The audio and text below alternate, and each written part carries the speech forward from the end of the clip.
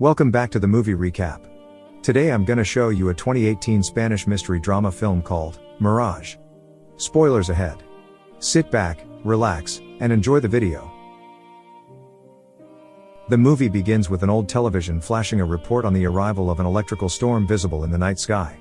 According to the news, it will last for 72 hours in the northern peninsula. Due to that, the young boy stands in front of the television and turns off the recorder. As he sets his recorder, he begins to sing and strum with his electric guitar when suddenly his mother enters the room. Due to that, the young boy abruptly stops singing as his mother reminds him not to stay up too late because he has a class to attend the next day. After that, the mother gets into her car and heads to work.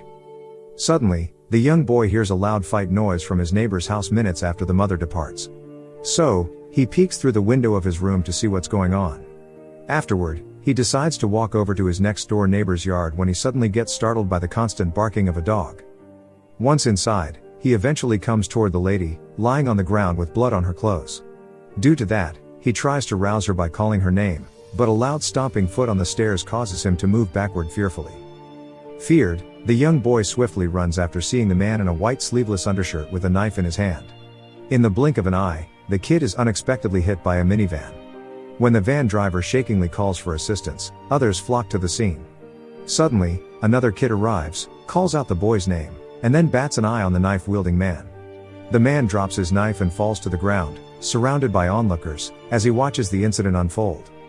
25 years later, Vera is sleeping in bed and suddenly wakes up due to a mighty thunderclap. Afterward, she wakes up her daughter, Gloria, sleeping next to her. In the house just right next to the new house of Vera, a woman appears in a nightgown standing outside while holding a cigarette. With her son Aitor, she tensely glances up at the dark sky. The woman shakingly tells her son that the storm has arrived, the same as the storm that happened years ago. Her son remains silent before bidding farewell as he prepares to depart for work. While driving, Aitor stops in front of his newly moved neighbor, who appears to be closely associated with him. Vera approaches him and leans on his car's window to quickly chit-chat with him. Afterward, she invites Aitor and his mom for dinner. She bids farewell after.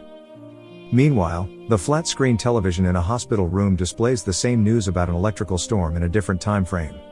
The broadcast informs residents that the 72-hour storm will begin later tonight. The following day, Vera appears to be a nurse working at a hospital. As she is escorting a patient to the operating room, her co-worker, Monica, suddenly asks her about her new house. Due to the unexpected question, Vera is confused and then claims she acted hastily since the owner was rushing to sell the property.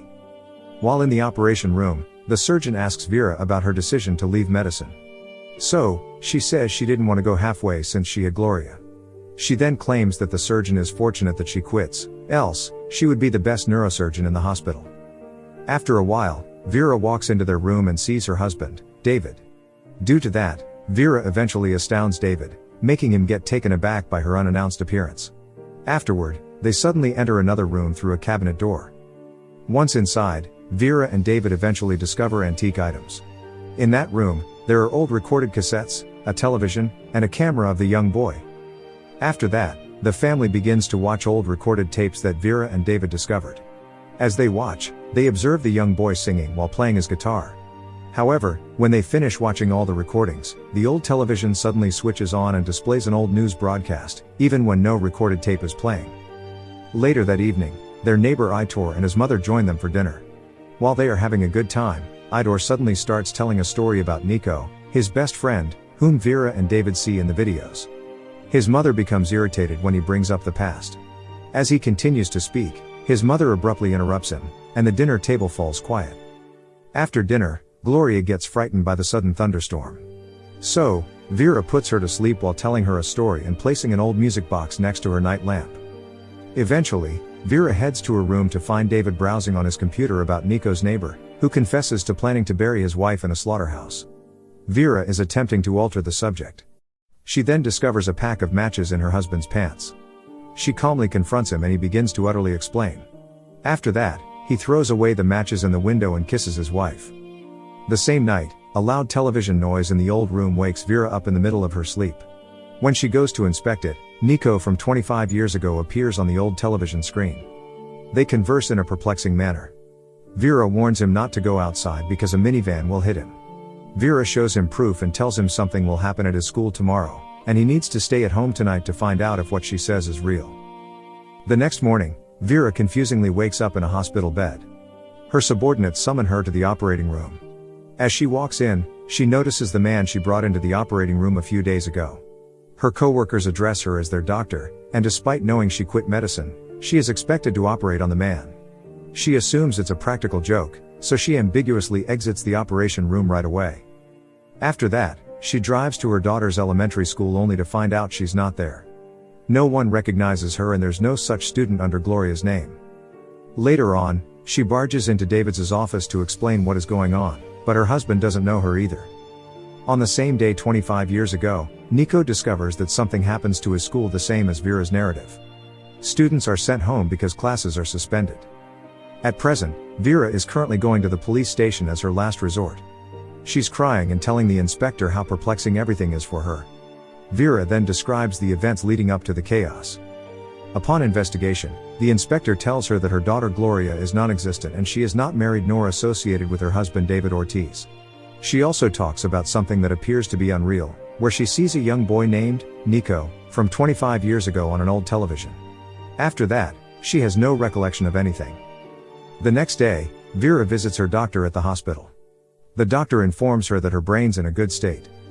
Afterward, the doctor displays Vera in her own office to recall her memory. He then informs her that she is the best neurosurgeon in the hospital, and that she recently performed surgery on a case that affects her deeply. However, when the doctor taps her shoulder, she suddenly experiences a quick flashback of memories she is unaware of. Due to that, Vera quickly opens the window and realizes that the storm is causing the events. In Nico's timeline, he sees his neighbor Angel leaving. He uninvitedly goes inside his house and observes his surroundings. Later on, he proceeds to the bathroom where he sees a dead body in the bathtub. It is the same woman he sees laying on the ground before Vera changes his future. Upon recalling something, he rushes back to the room again to open a cabinet. He then sees a white envelope where a passport and money are placed. Afterward, he suddenly gets perplexed when he notices Aitor's mother in the passport photo that scatters on the floor. Attempting to pick it up, he eventually hears his neighbor's car coming back promptly. Unfortunately, he cannot escape immediately, so he hides under the bed in the room. As Angel enters, Nico frighteningly breathes heavy air as he witnesses the gruesome torture of Angel to his dead wife's body. Before leaving, Nico snatches the watch beside him and notices initials on its back. Returning to the present, Vera returns to her new home and discovers a damaged lock, as if someone breaks it. Due to that, she immediately goes inside to check Nico's belongings, only to find out nothing. After that, she comes across a computer, and searches for Nico's name, but sees a book entitled Mirage instead. Eventually, a short-haired woman named Ursula suddenly appears at the room door. She then grabs a golf club to obstruct Vera. Feared, Vera tries to tell her she lives there and the boy Nico, but she is puzzled, so she calls David. To Vera's surprise, it is her husband David, who's already married to another woman. Due to that, Ursula calls the police to report Vera. Quickly as she is, Vera immediately explains her side when suddenly Ursula aggressively hurts her, and then the power shuts down. Vera steps outside, but police cars arrive shortly. She hides in her neighbor's house, which appears to be owned by Aitor's mother and Angel, Nico's old neighbor. Vera then finds out they are in a relationship. Vera hides in the backseat of Aitor's car and manages to flee. Aitor is astonished, and the two head to the airport to continue talking before Aitor departs. Vera recounts to him the account of how they met and built their friendship. The story is plausible, but Aitor sees it as entirely based on her skewed memories. He walks away irritated when Vera continues to warn him that the guy his mother married is a murderer. The next morning, Vera and the inspector visit the school in search of Mirage's author. The author describes her novel as a pure fantasy she produces completely based on a child's imagination and hallucination. Technically, the link between the electrical storm and what happens to them is an illusion. She claims that Nico may not exist at all, or that the novel is created entirely in her mind. Later on, Vera desperately asks if the connection can be made for her to reclaim her life and family. Due to that, the author advises them her theory to duplicate the precise condition that existed at the time of the initial alteration in the same location. If not followed, the bridge closes forever. After the talk, the inspector remains skeptical when Vera asks if he can help in locating Nico. He needs something convincing in order to help her. Vera then suddenly recalls what his spouse was doing the other day on his computer.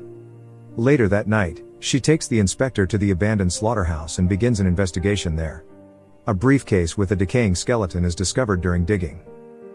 Meanwhile, the inspector accompanies her and attempts to assist her by releasing her. He hands her a piece of paper with Nico's address written on it. Later that night, the arrival of the inspector and other police officers at Angel's doorstep interrupts his birthday celebration. They apprehend him, his wife, and a co-conspirator.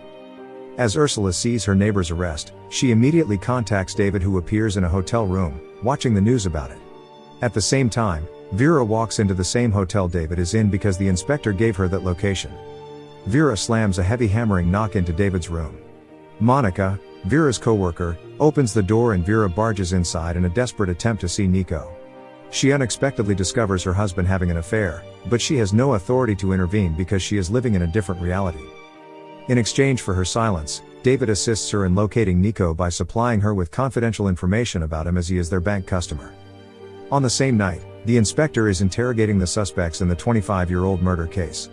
On Angel's statement from the past investigation, his wife is going to visit his friend in San Narciso. She's not returning on the day she says she's coming back because of the storm. However, his wife never truly leaves, she only hopes to catch him cheating.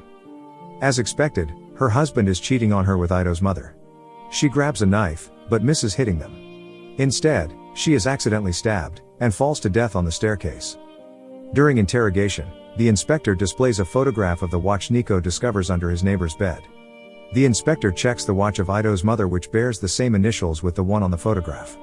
The disappearance of the murdered wife, on the other hand, is plausible thanks to the accomplice. The accomplice works at the airport, where he has Aitor's mother fly under the name of the deceased wife to give the impression that she is alive and well. Later that evening, Vera arrives at Nico's residence, and sees his mother waiting for her. She finds out the inspector is Nico and they are in a relationship in this version of reality.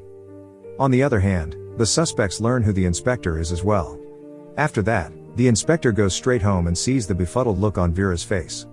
He maintains his composure while explaining everything. Vera wishes to return to her reality. Nico proves her husband David is a cheater, which is why he gave her the address of the hotel he was in. Later on, she sees her memories with Nico through his touch and kisses. She gets dazed, but already assures to live in a reality where she genuinely belongs. Suddenly, she takes a step onto a ledge near the rooftop railing. "I saved you, and now it's your turn," she adds before leaning backward and hitting the car below. Nico emotionally stands there watching her fall. He dashes into his storage room to search for his old television and tape recorder. He breaks into his old house again with a little time left before the electrical storm ends. He connects with his younger self, and tells him an important thing he must do. The next morning, the 72-hour electrical storm ends. The dark sky is no longer visible and Vera wakes up in her bed scared while her fists coiled in her blanket. She turns her head to her side and sees her husband David sleeping next to her. She immediately gets up to go to her daughter's room. She experiences mixed emotions as she moves closer to her daughter's bed to see if everything is real. Vera rushes immediately to Nico's old room. His belongings are no longer present.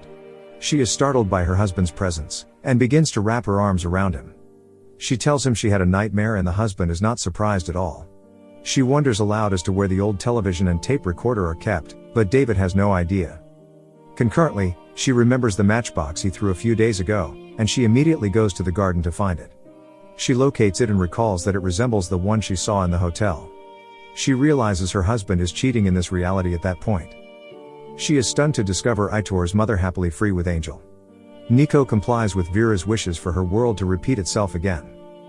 The movie ends when Vera visits the abandoned slaughterhouse where the dead wife's body is buried. It is not yet discovered in this reality.